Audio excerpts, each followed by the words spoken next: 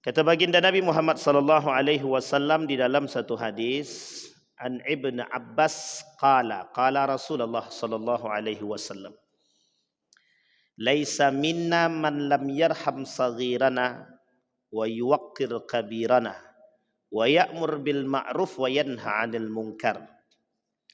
Kata Nabi, bukanlah dari golongan kami orang-orang yang tidak mau menghormati dan menyayangi yang kecil. Wa yuwaqqir kabirana, dan tidak mau menghargai yang besar atau yang dewasa. Dan bukan dari golongan kami orang-orang yang tidak menyeru kepada kebaikan dan melarang atau menahan diri daripada kemungkaran. Hadis ini diperkuat oleh hadis yang lain yang oleh Syekh Al-Malibar menuliskan dalam kitabnya Irsyadul Ibad. Kata Syekh, menukil dari hadis Nabi itu, irhamu man fil ardi yarhamukum man fis sama. Kata Nabi, sayangi yang ada di muka bumi ini, maka yang di langit akan menyayangi kita. Tetapi dalam hadis yang lain, ada satu kekhawatiran Nabi terjadi pada umat. Kata Nabi dalam hadis yang lain, dalam menjadi satu poin kekhawatiran Nabi, kata Nabi, an Ibnu Al-A'war, an Abil A'war an Rasulullah sallallahu alaihi wasallam qala, ma akhafu ala ummati illa thalathan. Aku tidak, kata Nabi, ma akhafu, aku mengkhawatirkan, sungguh aku mengkhawatirkan terhadap umatku tiga perkara.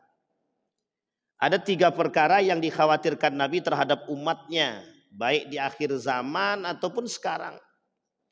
Yang pertama kata Nabi, syuhud muta', bakhil, bukhala, pelit. Yang kedua kata Nabi, hawa muttaba', mempertuhankan hawa nafsu. Yang ketiga kata Nabi, imamun dallun, imamun dallun. Ini banyak maknanya imam dallun ini. Imamun dallun, arti di sini kalau secara bahasa artinya imam yang menyesatkan. Kalau dibahasakan lain, pemimpin yang menyesatkan. Kalau dibahasakan lebih rinci lagi, banyak. Ada dai yang menyesatkan. Dan ini hadisnya ada masing-masing. A'immatul mudillin, inna akhwafa ma akhafu ala ummati. Salah satu di antaranya a'immatul mudillin. Munafikun alimul lisan.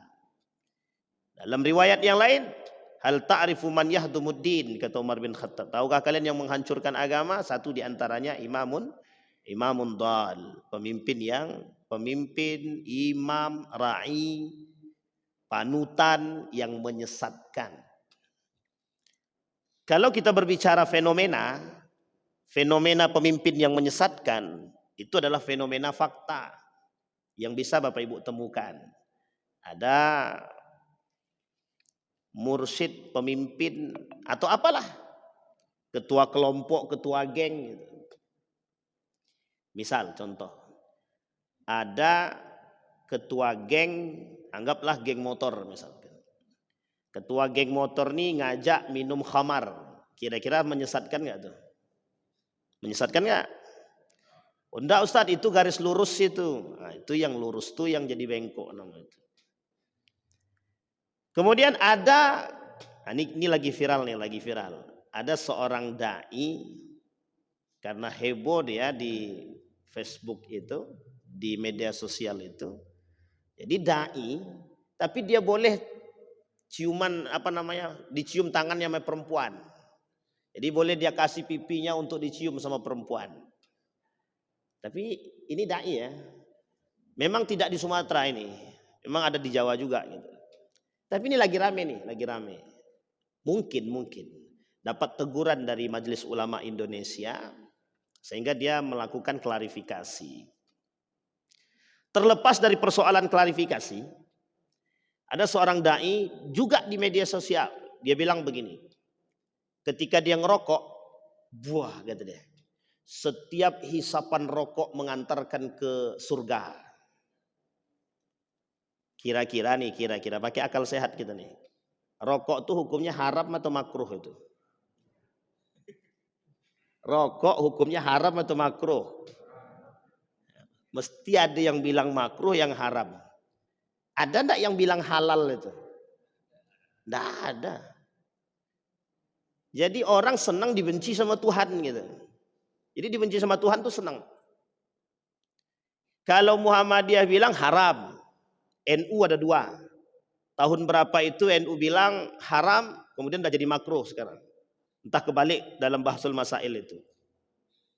Tapi dalam pandangan ulama yang lain haram itu. Haram. Tapi kata para ulama, ya tidak langsung haram secara mutlak. Kalau ada yang bilang haram, mereka dengan dalil orang yang mengharamkan, kalau dalil haramnya itu sesuatu yang dibenci itu tidak bisa masuk dalam kategori yang disukai. Sama istilahnya jengkol. Kenapa orang kata jengkol itu? Jengkol itu haram apa makruh? Tidak ada yang bilang halal kan? Halal apa haram atau makruh gitu. Karena pilihannya cuma dua itu kan, haram atau makruh gitu. Jengkol itu makruh atau haram. Bawang putih, bawang merah halal haram atau makruh kan gitu.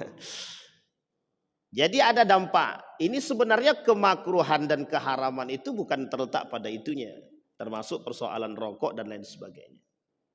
Sama halnya istilahnya itu minyak wangi yang ada alkoholnya. Bapak Ibu pakai untuk sholat, haram apa makruh? Tidak ada mubahnya di situ. Sehingga orang berbeda pendapat tentang makna, tentang hukum memakai minyak wangi. Nabi bilang kalau memakai minyak wangi yang ada bau, ada ininya, ada alkoholnya nggak boleh sholat. Tapi pertanyaannya yang seperti apa yang dimaksud itu? Nah, itu kemudian ikhtilaf lagi, terjadi perbedaan pendapat. Dan alkohol itu banyak macamnya. Ada alkohol untuk minuman, ada alkohol untuk obat-obatan, ada alkohol untuk minyak wangi, dan itu beda-beda. Ketiga-tiga ini punya hukum sendiri-sendiri. Alkohol untuk minuman, mau banyak mau sedikit haram. Alkohol untuk minyak wangi, debatable, para ulama ikhtilaf. Alkohol untuk obat-obatan, pembersih obat-obatan dimubahkan, kan begitu. Dan ini ikhtilaf. Nah, sama dengan jengkol. Kalau jengkol, orang yang suka jengkol dikata mubah. Kata orang yang benci dengan jengkol haram, kata deh. Jadi sesuai dengan kepentingan gitu. Jadi kayak hukum seperti hukum titipan gitu. Kembali kepada rokok tadi. Rokok juga begitu. Nah, ini sebenarnya fenomena yang kita ingin katakan adalah imamun dolnya tadi, pemimpin atau imam, orang yang jadi panutan tapi menyesatkan gitu. Dia kata setiap hisapan itu mengantarkan orang ke dalam surga kalau karena Allah, kata dia. Jadi kalau kita berzinah karena Allah masuk surga. Nah, ini poin penting yang harus kita luruskan gitu. Jadi jangan ngasal dalam beragama sehingga menyesatkan orang. Nah, inilah yang disebut dengan imamun dhalun, pemimpin atau imam atau orang yang mengetahui atau panutan yang menyesatkan. Dan panutan yang menyesatkan seperti ini itu sudah diprediksi Nabi. Dan Nabi bilang di akhir zaman kelak banyak orang-orang yang menyesatkan. Nah, ini poinnya Pak. Kata Nabi dalam hadisnya banyak di akhir zaman tuh orang-orang menyesatkan. Mengerti agama tapi menyesatkan. Nah, ini masalah nih. Masalahnya adalah mengerti agamanya banyak sedikit menengah. Ini poin penting. Sehingga mohon maaf, jangan karena pengetahuan kita yang lemah kita mengeluarkan fatwa. Akhirnya menyesatkan orang. Siapapun di antara kita.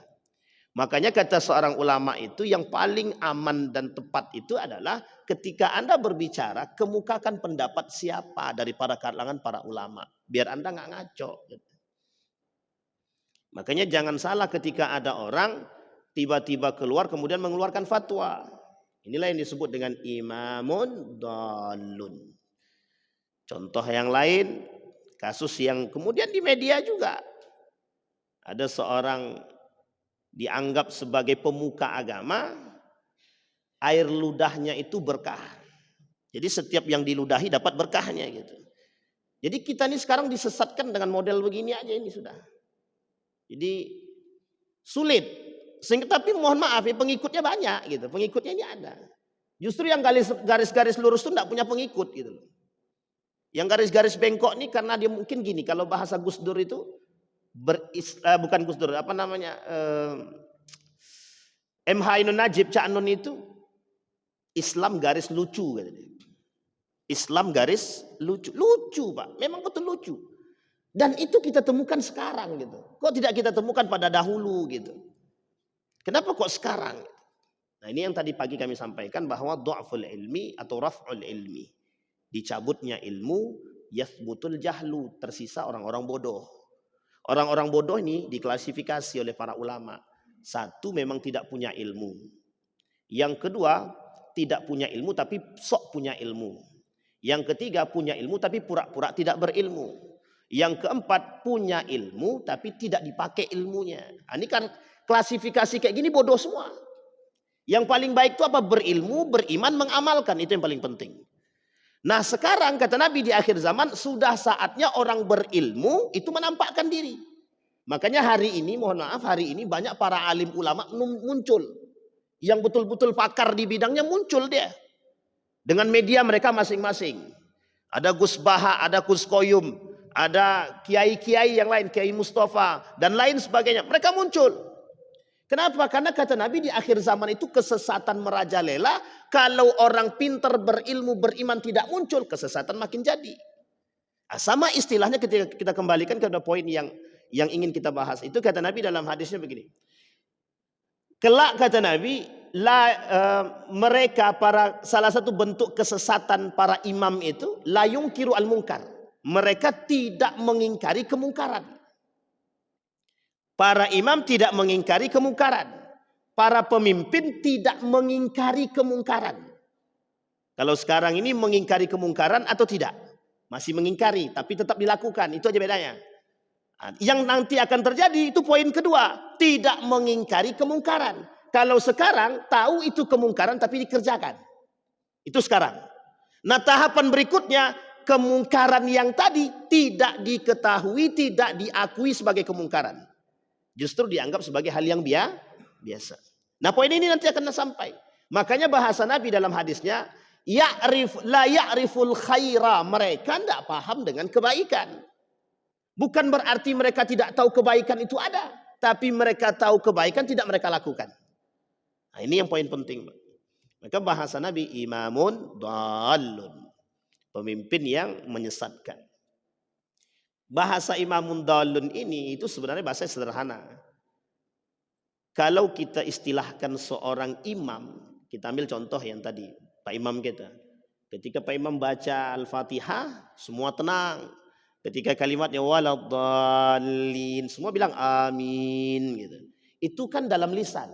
Ada enggak realisasinya dalam kehidupan amin tersebut? Kalau kita bahasakan, ada enggak yang seutuhnya percaya dengan perkataan imam kita tadi? Ketika nafsu yang berbicara, ketika bertolak belakang dengan kepentingan pribadi kita masing-masing, apa kita kata? Imam itu tidak selesai. Ini ilustrasi, Pak. Ilustrasi sederhana. Dalam sholat, kita manutun bil imam, kita mengikuti imam itu. Apa kata imam, kita ikuti. Ketika imam berdoa, kita aminkan. Tapi itu realisasinya dalam lisan. Dalam prakteknya tidak. Yang dimaksudkan oleh Nabi itu adalah ketika Anda punya pemimpin, apapun bentuknya, yang sudah Anda sepakati dan setujui bagaimana cara Anda menjadi orang yang patuh kepada imam. Tapi ketika imam salah dalam sholat, misal harusnya rukuk, tiba-tiba imamnya langsung sujud. Apa yang kita lakukan? Kita lakukan apa? Kita mengucapkan subhanallah. Dalam bentuk apa? Protes. Tapi protesnya dengan cara yang baik. Sehingga imam tahu, oh saya salah. Ini sebenarnya sudah ada ilustrasi. Sesuatu yang salah dari seorang pemimpin itu boleh saja kita datang untuk memberikan peringatan gitu. Cuma hari ini yang dikhawatirkan Nabi terjadi. Lisan tak mampu membenarkan yang salah. Lisan tak mampu menyalahkan yang salah. Bisa dipahami Bapak Ibu ya. Sehingga mohon maaf sesat bersama kita. Sesat bersama. Imam itu salah. Tahu kita salah. Tapi kita biarin aja. Imam tuh lebih pintar daripada kita. Padahal kita tahu itu salah. Justru kita bilang imam tuh lebih tahu daripada kita. Padahal kita tahu kesalahan itu. Nah ini yang paling fatal. Makanya fenomena sekarang ini lucu. Benar kata M. Haidun Najib itu, kata Cak Nun itu, Islam garis lucu. Kenapa? Aneh-aneh aja sekarang itu. Aneh-aneh. Uniknya lagi muncul kelompok yang menyerupai Islam. Sholatnya 7 waktu wajibnya. Duha sama tahajudnya masuk jadi wajib. Model sholatnya pakai kerudungnya sama, mukenanya sama. Kitab Injilnya pakai bahasa Arab. Hampir mirip. Syiah menyerupai, sama Islam juga tapi menyesatkan. Khawarij Islam tapi menyesatkan. Murji'ah Islam tapi menyesatkan. Qadariyah, Jabariyah dan lain sebagainya Islam tapi menyesatkan. Ini yang dimaksud oleh Nabi. Imamun dal. Baik Bapak Ibu sekalian berbahagia. Nah ini poin penting bagi kita. Sehingga mohon maaf, ketika kita berbicara pada konteks ini, yang harus kita lakukan hari ini itu berhati-hati dalam beragama dan tidak gulu. Nah, ini poin pentingnya Pak. Kita berhati-hati dalam beragama dan tidak melampaui batas.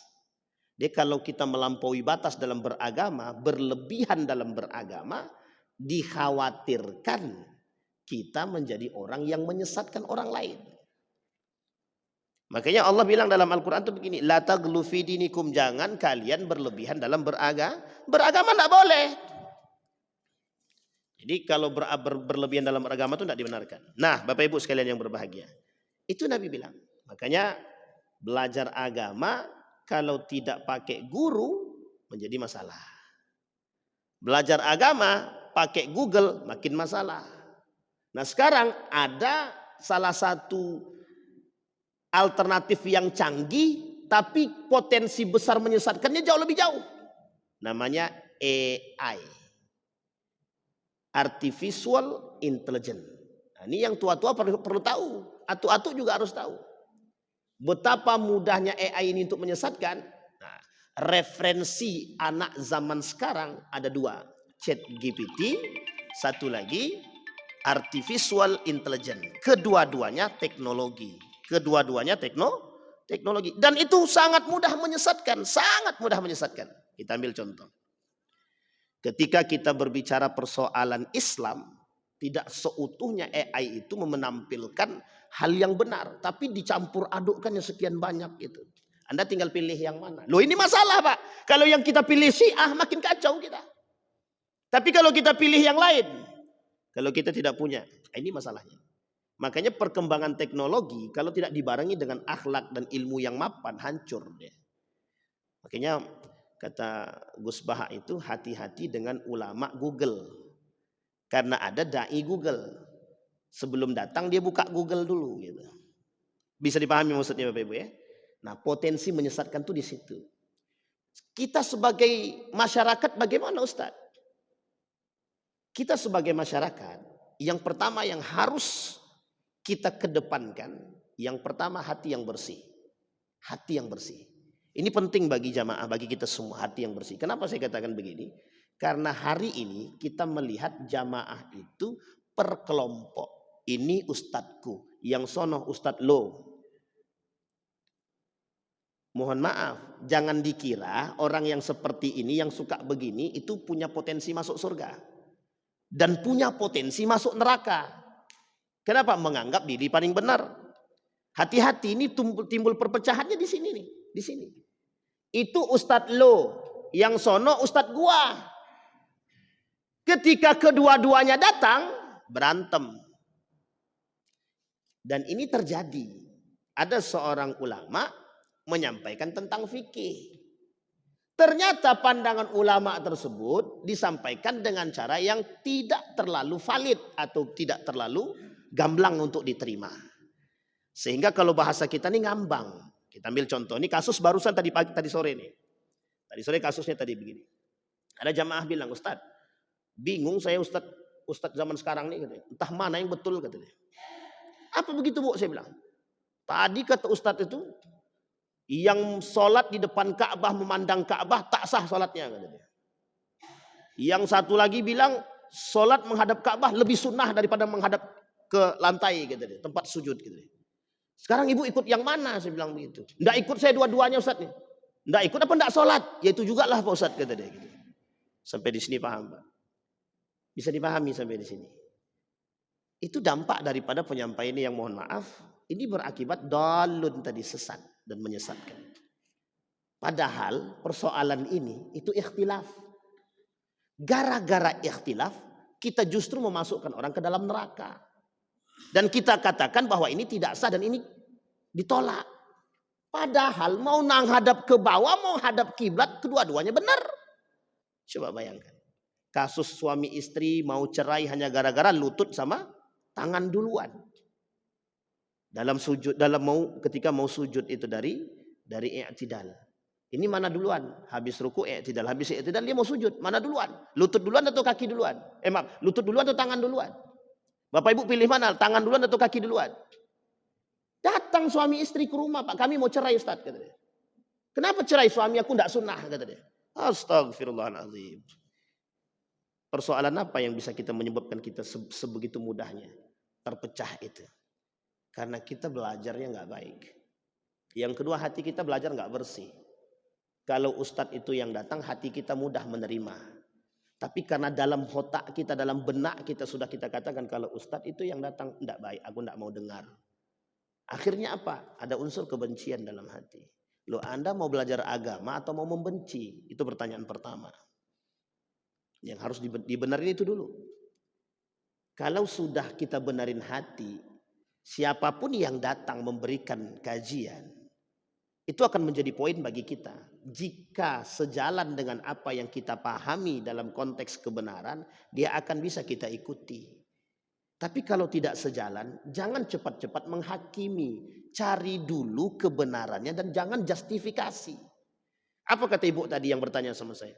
Kedua-dua ustaz itu sesat Ustaz. Loh, ini ibu loh. Yang belajar agamanya mohon maaf dari kajian. Lah kok bisa menyesatkan kedua-dua ustaz itu? Nah, poinnya di situ. Akhirnya yang terjadi apa? Kita saling mencemooh, mencaci dan merendahkan antara satu dengan yang lain. Dan ini kejadian Pak. Mohon maaf saya sampaikan di sini. Ada seorang dai menuliskan di Facebooknya, dituliskan di Facebooknya. Apa kata dia dalam Facebooknya? Ini saya sampaikan aja Pak, biar masyarakat juga terbuka. Apa kata dia dalam Facebooknya? Inilah ulama yang kami rekomendasikan untuk siapapun yang mau memanggil ustadz-ustadz dan dai-dai. Tolong yang diundang ulama yang ini saja. Karena ini yang direkomendasikan. Dan sangat pakar di bidangnya. Artinya ulama yang lain tak masuk. Ada sekitar 10 orang itu. Sementara di Pekanbaru ini Pak Dai ini banyak ulamanya banyak gitu.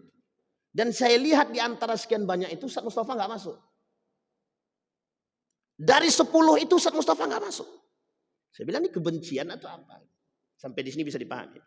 Hati-hati betul. Nah, coba ini yang tujuannya apa? Provokasi terhadap siapa? Masyarakat. Makanya kita katakan sikap seorang masyarakat dalam menerima itu harus dengan hati yang kedua, seorang pendengar yang baik itu adalah mendengar, bukan berkomentar. Anda boleh berkomentar setelah Anda mengetahui kebenaran. Jangan berkomentar sebelum tahu kebenaran. Nah, penyakitnya negara Republik Indonesia, kalau bahasanya netizen plus 62, itu penyakitnya plus 62, komentar dulu baru cari kebenaran. Kita komentar dulu, baru mencari kebenaran. Sehingga itu yang menjadi tradisi hari ini. Mudah mengkritisi tapi tak mau dikritik. Itulah kita. Nah, itu harus kita akui. Makanya pertanyaannya untuk apa kita belajar? Dan pertanyaannya siapa yang membuat kita seperti ini? Benarkah yang kita buat ini? Itu menjadi poin besar bagi kita. Titik. Kata Imam Al-Ghazali, kata Imam Asy-Syafi'i, ilmu itu tidak diberikan kepada pelaku maksiat. Ilmu itu tidak akan pernah bisa masuk ke dalam hatinya seorang yang punya penyakit hati. Terkhusus dengki. Tidak akan masuk. Na'udzubillah, tsumma na'udzubillah. Baik Bapak Ibu sekalian yang berbahagia. Nah, itu yang pertama. Nah, yang kedua kata Nabi, kita mengkaji hadis tadi, kata Nabi yang kedua, syuhud muta'. Ada orang-orang yang pelit, bakhil. Kita tak bahas ini. Yang kita bahas poin yang kedua. Ada namanya wahawa muttaba. Kata Nabi, yang aku khawatirkan dari umat manusia kelak di akhir zaman itu, tidak hanya di akhir zaman, setelah kehidupanku kata Nabi, setelah diriku kata Nabi, yang aku khawatirkan adalah hawa muttaba. Manusia yang mempertuhankan hawa nafsu. Bapak Ibu, dalam poin ini berkali-kali kami sampaikan, hawa muttaba adalah menjadi penyebab, satu-satunya penyebab dasar yang membuat halal menjadi haram, haram menjadi halal. Yang membuat salah menjadi benar, benar menjadi salah. Itu adalah syahwat. Hawa nafsu. Hawa muttaba. Kita kaitkan dengan hadis yang tadi kita sampaikan. Kata Nabi dalam hadisnya, irhamu man fil ardi yarhamukum man fis sama. Kalian, kata Nabi, sayangi orang-orang yang ada di muka bumi ini. Niscaya Anda akan disayangi oleh penduduk langit. Tapi dalam hadis yang lain Nabi tak bilang begitu. Kata Nabi, laisa minna man lam yarham saghirana wa lam yuwaqqir kabirana. Kata Nabi, tidak dari golongan kami orang-orang yang tidak mau saling menyayangi, itu tak mau. Tak dari golongan kami. Kata Nabi, yang tidak dari golonganku itu cuma dua. Satu, orang kafir musyrikun. Yang kedua, orang muslim tapi tidak diakui oleh Nabi. Jangan sampai kita ini muslim tapi kita tak diakui. Salah satunya adalah kita yang suka membenci. Orang yang suka membenci sesama muslim berarti dia tak disayang sama Nabi. Tapi Ustaz, tidak ada tapi-tapi. Tidak ada tapi-tapi. Apalagi kebencian hanya karena perbedaan pendapat yang sifatnya ikhtilaf. Tapi kalau kami urusannya agama, kalau dia membenci kita, kalau dia menyerang kita, kita serang. Kalau dia membenci kita, kita tak perlu membenci. Ini konteks yang diajarkan oleh Nabi kepada kita. Ustadz, ada orang yang tidak suka dengan kami. Muslimkah dia? Muslim. Anda tidak diperintahkan untuk membenci mereka. Bisa tidak kita seperti itu? Berat Ustadz? Ya, kalau seandainya mudah semuanya masuk surga. Makanya pintu neraka juga terbuka. Bukan hanya pintu surga. Pintu neraka terbuka untuk siapa? Untuk mereka yang dijanjikan. Satu kata Nabi, ada tiga kata Ibnul Qayyim al-Jauziyah. Pintu surga itu tiga yang dibuka. Melalui jalur syahwat, melalui jalur subhat, melalui jalur adamu ta'atillah. Tidak taat kepada Allah. Yang paling banyak yang mana? Nomor dua, syahwat. Syahwat itu ada tiga. Syahwatul faraj, syahwat zina. Kemudian syahwatud dunia, syahwat hawa nafsu dorongan dunia. Yang ketiga syahwatud din, syahwat beragama. Tiga-tiga ini mendorong orang masuk dalam neraka. Pintu menuju neraka kata Ibnul Qayyim al-Jauziyah tiga ini. Subhat masuk, syahwat iya, tidak taat kepada Allah iya. Di antara syahwat tadi ada tiga lagi. Syahwat agama, syahwat zina, syahwat dunia dan lain sebagainya. Nah sekarang kita coba kuliti dalam syahwat. Tidak usah pada syahwat faraj, tak usah. Tidak usah pada syahwatud din. Tapi kita masuk pada syahwatud dunia. Hawa nafsu, dorongan dunia. Berapa banyak orang yang berkhianat kepada saudara sendiri hanya demi dunia.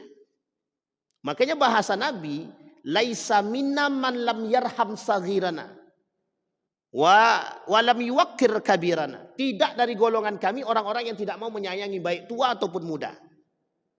Yang tua menyayangi yang muda menghormati yang tua. Sekarang kita lihat kasusnya sekarang. Ini kasus nyata. Anak sekolah bisa buat bom meletus di sekolah. Yang diledakkannya sekolah. Pertanyaannya di mana adabnya? Di mana rasa kasih dan sayangnya? Tak ada. Guru bisa dipenjarakan. 2 orang kasus belum selesai sampai hari ini. Pertanyaan kita, di mana letaknya? Dan apa yang salah? Itu kan poin penting bagi kita hari ini. Dulu Bapak Ibu, saya pernah ngajar di salah satu sekolah di Yogyakarta. Hari ini saya masuk sekolah, itu saya temukan seorang guru terpapar di rumah sakit. Habis ditusuk muridnya. Coba bayangkan. Dan uniknya sekolah itu sekolah Islam. Sekolah Islam. Gurunya masuk rumah sakit gara-gara ditusuk muridnya. Nah kalau sekarang kasus itu ada, itu tahun 2017. Sekarang tahun berapa? 2025. Pertanyaan kita di tahun 2025. Lebih parah atau lebih ringan daripada yang sebelumnya? Parah. Ketika itu media tidak sefamiliar sekarang. Loh kalau sekarang? Pertanyaannya adalah kita kembalikan. Mengapa Nabi katakan dengan penekanan laisa minna man lam yarham saghirana wa lam yuwaqqir kabirana? Karena ada kaitan dengan ayat dengan kalimat selanjutnya kata Nabi. Wa ya'muru bil ma'ruf wa yanha 'anil munkar. Tidak dari golongan kami orang yang tidak menyeru orang lain untuk melakukan kebaikan dan menahan diri dia daripada kemungkaran. Sekarang kita kembalikan kepada diri kita. Seberapa sering kita mengajak orang melakukan kebaikan? Seberapa sering? Itu harus jujur kita pada diri kita sendiri. Hidup kita 70 tahun, berapa kali kita ngetok pintu rumah saudara kita untuk kita ajak sholat? Berapa sering kita mengetok pintu rumah saudara kita untuk mengajak dia sholat? Baik saudara kandung, saudara sepupu, dan semua saudara se-Islam. Gak ada kan? Itu yang bisa jawab Bapak Ibu sendiri kan? Yang kedua, seberapa sering kita menahan orang-orang untuk tidak melakukan kemungkaran? Seberapa sering? Makanya kata Nabi ad-din an-nasiha. Ini poin penting Pak, dipelajari oleh para ulama. Ad-din an-nasiha. Agama itu nasihat. Buat siapa? Lillahi, bagi Allah. Wali kitabihi, bagi kitabnya. Wali rasulihi, wali ammatil mursalin. Wali a'immatil mursalin wa ammatuhum. Bagi para nabi, bagi para rasul. Bagi siapa? Bagi seluruh para imam, para ulama, dan kita semua. Nasihat untuk kita. Nah pertanyaannya adalah, mengapa kita tidak bisa memberikan nasihat kepada orang lain? Makanya bahasa sekarang itu, ini poin penting dalam perang pemikiran yang harus Bapak Ibu camkan. Jangan dipakai lagi kalimat ini, tolong jangan dipakai. Masalah ibadah itu masalah pribadi masing-masing. Tidak usah dipakai lagi. Yang kayak gini nggak usah dipakai lagi. Sudah saatnya kita soleh bersama, bukan soleh sendiri-sendiri. Karena soleh sendiri belum tentu bisa masuk surga. Tapi kalau solehnya berjamaah, itu sudah ada jaminan pintu surga terbuka mudah. Tinggal Bapak Ibu pilih. Kenapa saya katakan begitu? Hari ini yang kita butuhkan soleh berjamaah, bukan sendiri. Orang lebih mementingkan, tidak usahlah kita pikirkan itu urusan mereka. Mau ibadah dia mau tidak urusan kita. Yang penting kita selamat. Belum tentu Anda selamat. Ketika Allah tanya, Ridwan, sudah kau amankan orang yang ganja di samping rumahmu? Pernah kau nasihati? Kita jawab, enggak pernah ya Allah. Nah, jangan kau masuk surga dulu. Jangan masuk surga dulu. Sampai orang tadi dieksekusi dulu. Ditanya sama Allah sama orang yang ganja tadi, yang narkoba tadi. Pernah enggak Ridwan yang tinggal di samping rumah itu mengingatkan kamu? Dijawab, enggak pernah. Buat apa dia belajar agama? Enggak jadi masuk surga Pak. Enggak jadi masuk surga. Bisa dipahami Bapak Ibu ya? Dan apakah itu berlaku buat diri saya? Tidak semuanya. Makanya bahasa para ulama itu benar. Dakwah itu bukan ustadz. Ngajak orang sholat bukan urusan ustadz sendiri. Itu kan urusan ustadz yang mendakwahi orang-orang yang main batu domino di depan masjid, depan di mana-mana itu warung kopi. Itu urusan ujian ustadz itu. Ya Rab, kalau itu pula pekerjaan kami sendiri pula lagi. Habis itu dipukul orang, kami Bapak Ibu ketawa aja. Itulah. Dibilang jangan ngurusin orang, diurus juga, akhirnya kan kena pukul juga kan gitu. Bukannya membantu malah justru dicemooh. Sekarang pertanyaannya berapa banyak jumlah kita? Anggap kita yang hadir 30 orang. Seberapa sering, enggak usah seberapa sering, berapa kali kita ngingatin orang yang nongkrong di depan masjid, yang sedang ngopi dan lain sebagainya, main batu domino, kita ajak ke sholat? Mungkin hampir tidak ada. Itu jamaah tablik sudah ngajak jamaah tablik. Ini tidak ada urusan dengan jamaah tablik Pak. Ini urusannya dengan kita semua. Tidak usah kan mereka, Pak Ustadz, anak saya tak sanggup saya bawa, apalagi orang lain gitu deh. Itu masalah kita sekarang. Makanya kata Nabi, laisa minna man lam yarham saghirana wa lam yuwaqqir kabirana wa ya'muru bil ma'ruf wa yanha 'anil munkar. Kita tidak mengajak orang kepada kema'rufan. Itu kata Nabi bukan dari golonganku kata dia. Ada muslim acuh terhadap sesama muslim, dia bukan dari golongan baginda Nabi Muhammad SAW. Ada muslim yang tidak perhatian terhadap muslim yang lain, bukan dari golonganku kata Nabi. Itu maknanya sesungguhnya. Makanya beratnya di situ bagi seorang muslim. Karena kalau seandainya kita tidak mengingatkan mereka, inilah kata siapa?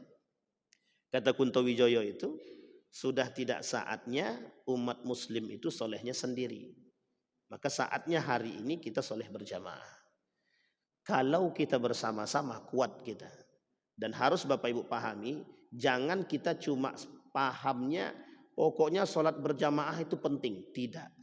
Tapi kekuatan Islam itu terletak pada seberapa kuatnya jamaah itu melaksanakan sholat berjamaah. Satu. Yang kedua, seberapa perhatiannya mereka setelah mereka melaksanakan sholat jamaah itu. Kami rame soft di masjid kami Ustaz. Alhamdulillah. Rame Ustaz. Tapi di samping masjid Bapak Ibu masih ada yang zina. Terus buat apa sholat jamaah yang banyak di masjid itu buat apa? Kalau di sampingnya masih ada jualan khamar. Ini saya kasih tahu sama Bapak Ibu. Di Jalan Kuantan itu kan masih ada jualan miras itu. Berani enggak kita ke sana rame-rame ke sana? Enggak ada yang berani jawab kan? Saya sampaikan sama Pak Wawako. Saya bilang sama Pak Wawako, mengapa itu tidak digusur? Pernah sampaikan kepada salah seorang ulama, saya bilang mengapa itu tidak digusur? Jualannya terang-terangan itu. Jualannya terang-terangan. Pertanyaan mengapa? Sampai di sini paham ya? Kalau dia cuma sendiri oke, dia lemah. Tapi mengapa dia tidak ajak semua umat muslim? Kumpulkan Majelis Ulama Indonesia, organisasi Islam yang ada di sini, ajak. Pertanyaannya mau atau tidak? Itu saja. Jadi jangan sampai kita menjadi orang yang yungkiru al-munkar. Maaf, la yungkir al-munkar. Kita tidak mengingkari kemungkaran. Atau kita tahu kemungkaran tapi mohon maaf kita berpotensi terjebak dalam kemungkaran itu. Nah, ini yang kemudian yang harus kita perhatikan. Nah, apa dasarnya hawa muttaba? Nafsu yang diperturutkan. Nafsu ini siapa? Syahwat. Sekarang saya tanya Bapak Ibu. Ada seorang pemimpin naik dengan duit panas dibiayai oleh seorang pelaku atau mungkin kita anggap bos narkoba lah. Gitu. Bos narkoba ini membiayai seorang pemimpin untuk jadi pemimpin. Sekarang saya tanya, naik pemimpin itu. Kira-kira pemimpin ini bisa tidak menangkap bos narkoba ini? Pertanyaan kita lagi, mengapa dia mau pinjam uang dari atau mau dibiayai oleh bos ini? Ini kita kasih contoh logika berpikir. Di mana letak potensi besar yang rusak daripada syahwat yang diperturutkan itu. Itu dia, Pak. Lisan kita tak sanggup. Itu terlalu tinggi, Ustaz. Betul, terlalu tinggi. Seorang alim yang selalu diberikan oleh seorang ulama yang selalu memberi kepada seorang alim dan menerima, sulit bagi lisan seorang alim untuk mengharamkan yang haram daripada umara tersebut. Itu alim. Bisa dipahami, Pak ya? Ini ilustrasi. Nah, sekarang kalau kita, Pak Imam gerak sendiri, Bang Iwan gerak sendiri, Pak Imam kita gerak sendiri, tidak akan ada kekuatan kita. Jadi kalau kita berbincang persoalan hawa muttaba, menyelesaikan persoalan syahwat itu bisa diselesaikan dengan cara berjamaah. Bisa. Makanya penting sekali sholat berjamaah. Sampai Imam Syafi'i bilang, kalau ada laki-laki yang tidak sholat berjamaah, maka laki-laki itu berpotensi terjebak dalam neraka.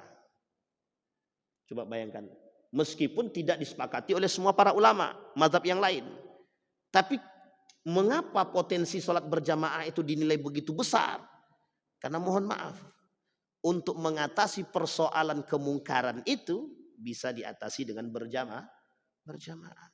Sampah itu bisa kita bersihkan dengan sapu lidi yang jumlahnya banyak. Kalau satu aja sapu lidinya, satu aja lidinya, maka kita kewalahan membersihkannya. Tapi kalau semua lidi kita jadi satu, kira-kira kuat atau lemah? Itu yang kita butuhkan sekarang. Kita paham ilustrasi ini, kita paham kiasan ini, tapi sama sekali sampai hari ini kita tidak melakukan kiasan itu. Makanya mohon maaf, justru kita membuka ruang bagi orang-orang untuk memecahkan kita. Dorongannya apa? Syahwat.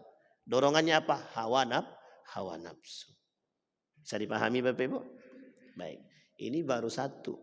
dalam 3 yang mengajak, yang mengantarkan kita ke neraka. Yang poin keduanya adalah syahwat. Dalam poin syahwat itu baru satu kita bahas, yang disebut dengan syahwatud dunia.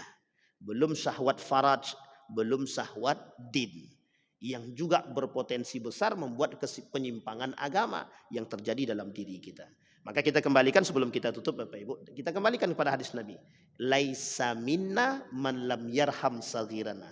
Pertanyaannya adalah, apa mungkin seorang mukmin bukan muslim, ingat ya, apa mungkin seorang mukmin mencelakai saudara dia sendiri? Itu pertanyaannya. Titik. Tidak ada seorang mukmin yang mau melihat saudaranya masuk dalam neraka. Saya ambil ilustrasi contoh. Saya pribadi tidak senang melihat Bang Ardi ini ada di neraka. Tapi kalau dia senang melihat saya di neraka, berarti dia tidak beriman. Kalau ada satu di antara kita semua ini senang melihat saudaranya berada dalam neraka, berarti dia bukan beriman. Tidak beriman. Karena seorang yang beriman tidak akan pernah mau memasukkan saudaranya ke dalam. Sekarang pertanyaannya, bagaimana dengan seorang anak yang menjebloskan mamanya ke dalam penjara? Tanda tanya bagi kita. Bisa dipahami Bapak Ibu ya? Irhamu man fil ardi yarhamukum man fis sama. Jadilah manusia yang betul-betul pemaaf, yang betul-betul penyayang, sehingga bagaimana Allah memberikan sehingga Allah memberikan potensi yang besar kepada kita untuk mendapatkan kasih dan sayangnya. Orang baik tidak mungkin disakiti. Kalau ada orang baik disakiti, berarti orang yang menyakiti itu tidak tahu balas budi. Tapi itu terjadi Ustaz, ya itu tadi, karena tidak punya iman. Yang kedua, dorongan hawa nafsunya lebih tinggi daripada apa yang ada dalam hati dia. Mudah-mudahan bermanfaat, mudah-mudahan dari apa yang kita sampaikan ini bukan berbentuk oh silakan Pak. Silakan, terakhir.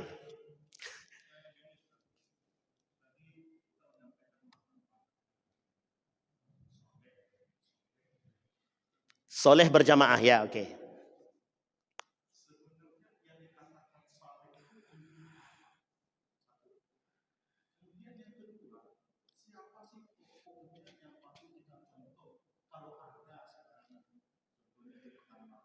Mantap.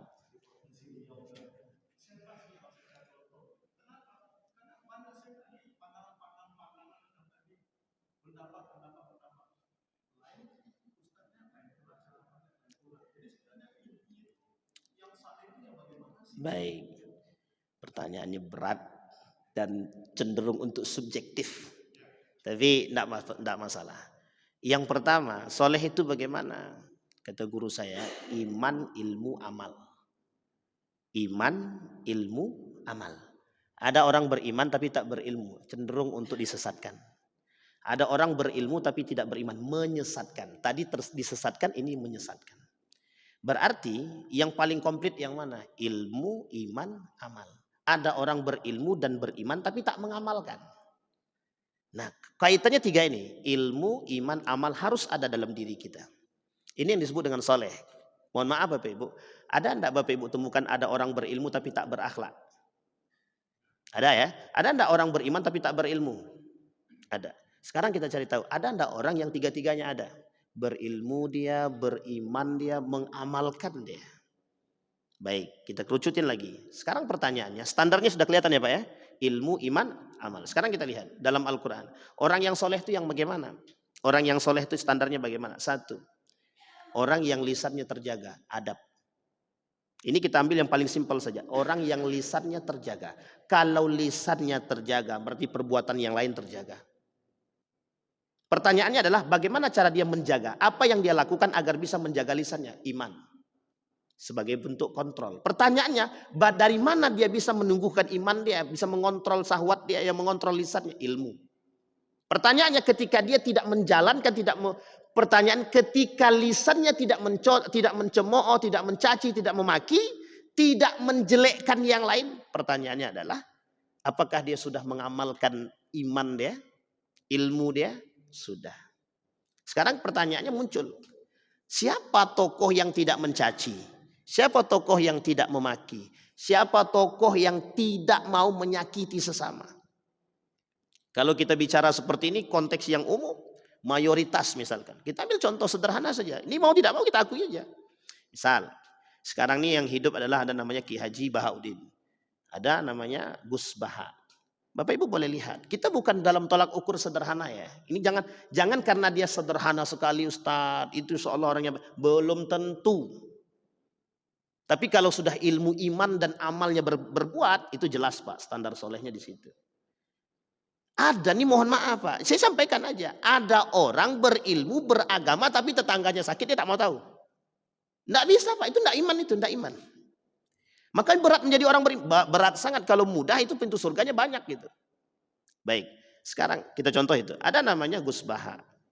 Gus Baha ini kalau kita kaji keilmuannya, insya Allah luar biasa Pak. Luar biasa. Kita ambil contoh nih. Yang kedua, kalau kita belajar keimanan, mohon maaf Pak, mohon maaf. Orang akan bilang dia sombong kalau dalam berbicara. Tapi perhatikan baik-baik. Apa yang dia maksud daripada ayat Al-Quran yang dia sampaikan. Sejalan apa tidak dengan sikapnya? Sejalan Pak. Yang ketiga, adakah dia tipe orang yang cinta terhadap dunia? Tidak ada Pak. Ustadz, apakah semua ulama yang cinta terhadap dunia itu adalah ulama su'? Belum tentu juga. Nah, sekarang kita kembalikan ke Pekanbaru Pak Ustadz. Nah, ini kan subjektif lagi kalau kita begini. Bapak Ibu, kita tidak dalam rangka menjustifikasi dan mengkerdilkan siapapun, tidak. Tolak ukurnya adalah ilmu, iman, amal. Selesai. Kalau mereka menggunakan ilmu dan iman mereka untuk berbuat, mustahil bagi mereka mencaci maki sesama. Itu mustahil. Mustahil. Yang kedua, yang perlu Bapak Ibu pahami, ulama kalau dia saling mencaci antara satu dengan yang lain. Ini ulama konteksnya Pak ya. Dan dia tidak sebarkan di hadapan umum, berarti tandanya ini urusan mereka. Pertanyaannya, Imam Al-Ghazali dengan Ibn Rusdi pernah bertikai? Pernah Pak. Tapi hanya urusan mereka. Dan tidak ada kebencian antara satu dengan yang lain. Tapi kalau dalam pemikiran boleh saja. Nah yang menjadi masalah sekarang ini siapa? Bukan ulamanya. Yang menjadi masalah adalah yang mendengarkan ulamanya. Yang justru terpancing emosinya siapa? Kita. Mereka di atas tertawa, awak berkelahi. Makanya mohon maaf, ketika Din Samsudin dan Hasim Muzadi sama-sama tokoh NU dan Muhammadiyah duduk bareng minum kopi. Lah yang di bawahnya berantem, berkelahi. Nah dia dua aja duduk minum kopi bareng. Artinya adalah kita jangan terlalu masuk dalam ranah yang bukan ranah kita. Karena kita tidak bisa mengkerdilkan seseorang dan kita tidak bisa meninggikan seseorang. Nah, ini poin penting bagi kita. Kita ambil contoh. Ini saya tanya sama Bapak Ibu. Ini yang selalu saya sampaikan. Ada salah seorang ulama kita yang terkenal. Dan sangat dikenal Pak. Secara keilmuan. Baik di sini maupun di Saudi Arabia. Dr. Mawardi Muhammad Saleh. Sekarang saya tanya Bapak Ibu. Kita jawab dengan jujur. Ada enggak kekurangan Dr. Mawardi Muhammad Saleh? Ada enggak kekurangannya? Ada. Dia manusia. Tapi ada enggak kelebihannya? Mesti Pak. Sampai di sini Pak. Jadi kita memandang para ulama itu. Makanya kenapa bahasanya Nabi begini. Darahnya ulama itu beracun. Maaf, dagingnya ulama itu beracun. Jadi siapapun yang mencaci maki ulama dan dia bukan pada derajat ulama, maka sesungguhnya dia sedang memakan daging saudara dia sendiri dan sedang memakan racun. Bisa dipahami Pak ya? Baik. Artinya tolak ukur kesolehan itu ilmu, iman, amal. Siapapun yang kita lihat dari poin 3 ini ada dalam diri mereka, patut kita jadikan